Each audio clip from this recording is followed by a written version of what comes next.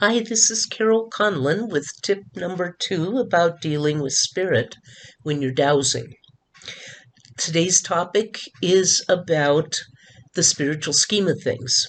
We're going to look at who you are, who your kinfolk are, and who to avoid in this whole conglomeration. So I'll show you the picture of how I look at the whole scheme of things, as they say.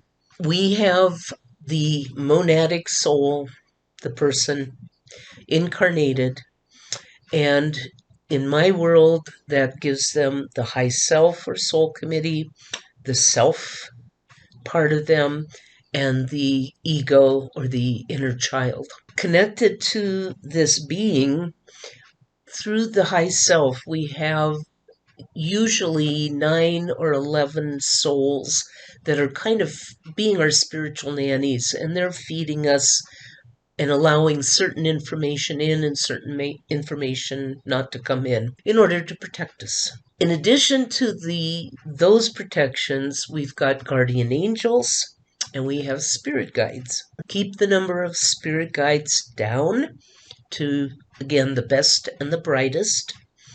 And you can do that by just demanding it as you clear. As far as guardian angels, again, sometimes we get too many. And when it gets too crowded, nothing gets done. So keep it to a dull roar. A lot of times I will find people who have been in a lot of trouble have been just begging for help.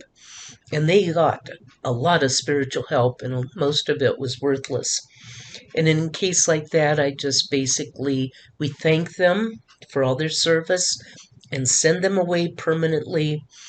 And then my next step is to bring in an archangel, usually 1 or 2, and they will help this person kind of get on track. And when they leave, because they are busy, they will place other helpers in their place. Beyond the guides, guardian angels, we also have ghosts and separates hanging around sometimes. The ghosts are spirits, and sometimes they get caught in the earth plane. They cannot move beyond. Some people hold on to them too tightly, won't let them go. They don't know they have died. They don't know their way. There's a lot of different reasons for it. The main thing is they hang around and they can be troublesome at times. So if we run into ghosts, we just can help them move on to their next assignment. Another type of spirit is called the separate. And a separate is a higher level ghost. And I kind of peg them as vigilantes, because what will happen is they will attach to people. It's like they're here for their own reason. A separate wants something, whether it be revenge or to finish up a project on Earth, I don't know.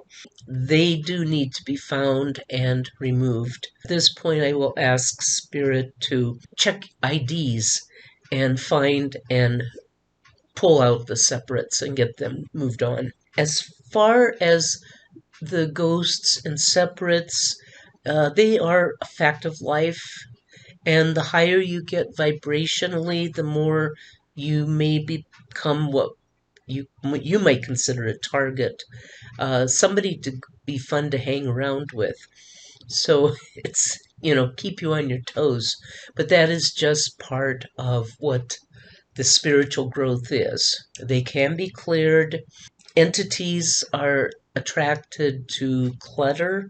They're attracted to those that use drugs. You keep that in mind and live a clean life and be sure to clear every day.